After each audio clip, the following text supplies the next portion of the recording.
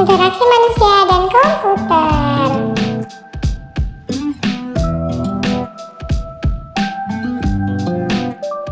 Interaksi manusia dan komputer, atau biasa disebut dengan Human-Computer Interaction, adalah disiplin ilmu yang mempelajari hubungan antara manusia dan komputer, meliputi perancangan, evaluasi, dan implementasi antarmuka pengguna komputer, agar mudah digunakan manusia.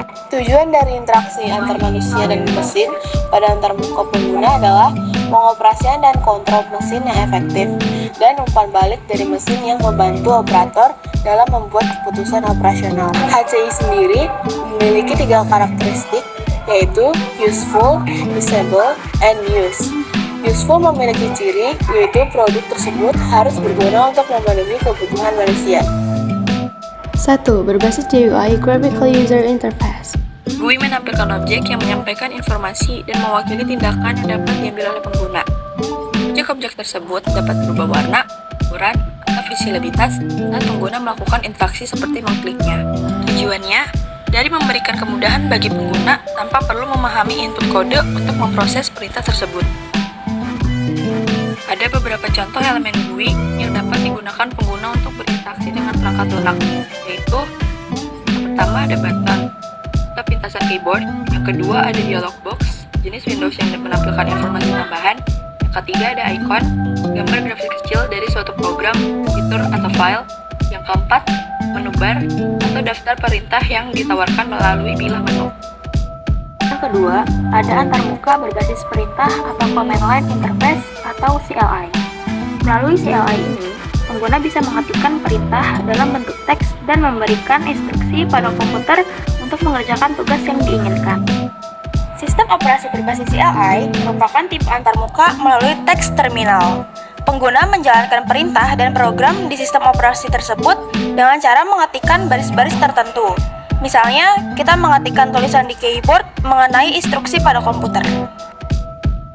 Yang ketiga, melalui suara atau audio. Interaksi manusia dengan komputer bisa berupa melalui suara. Antarmuka menggunakan suara memungkinkan pengguna mengucapkan sesuatu dan hasilnya akan direkam dalam bentuk format audio. Antarmuka ini hanya dimungkinkan jika perangkat keras menyediakan perekam suara dan melalui aplikasi. Contohnya adalah seperti Siri, Google Assistant, dan Alexa. Melalui gambar atau video, interaksi manusia dengan komputer bisa berupa melalui gambar.